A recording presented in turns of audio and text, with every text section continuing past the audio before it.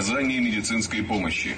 These are the vehicles brought by the occupation authorities to Mariupol city. They are designed to tell locals who survived 2 months of round-the-clock bombing how allegedly well they would live now, despite the fact that the city was destroyed by the Russian army and residents live among mass graves without water, electricity, food and medicines. The occupying authorities began to actively, as they say, improve the lives of Mariupol residents, not so much in reality as in conviction. Propaganda of a better life is broadcasting non-stop near humanitarian aid distribution points, document registration points and places of access to water. The practice of nothing to feed lies, is gaining momentum, cynicism of the highest degree. Petro Andrushenko, advisor to the mayor of Mariupol. Filtration camps are another obligatory attribute of Russian invaders in the occupied territories of Ukraine. According to the latest estimates of human rights activists, thousands of Ukrainians went through humiliation and torture there.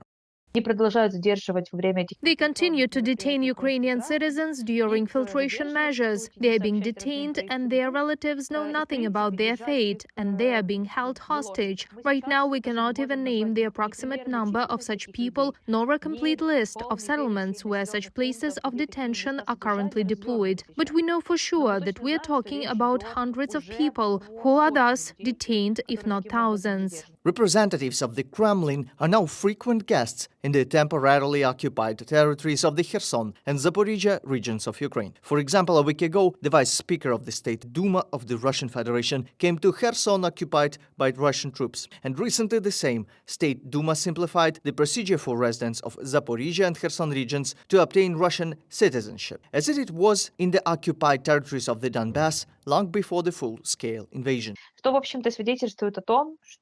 This indicates that there is a further escalation of Russian policy in these territories, an attempt to establish Russian power there, and an attempt to use Russian passports in the future as a legalization of the Russian presence in the region. By legitimizing their presence in the occupied territories, the Russians are getting rid of everything here that reminds them of Ukraine. At the same time, they are trying to convince local residents that the country has allegedly abandoned them and that the Ukrainian army has been defeated. For example, in Kherson, they blocked all the communications with the outside world, mobile service and Ukrainian television. And now Ukraine's frequencies are used by the Russian media for their propaganda. Reported by Nick Starkov, Vlada Tsurkan, UATV News.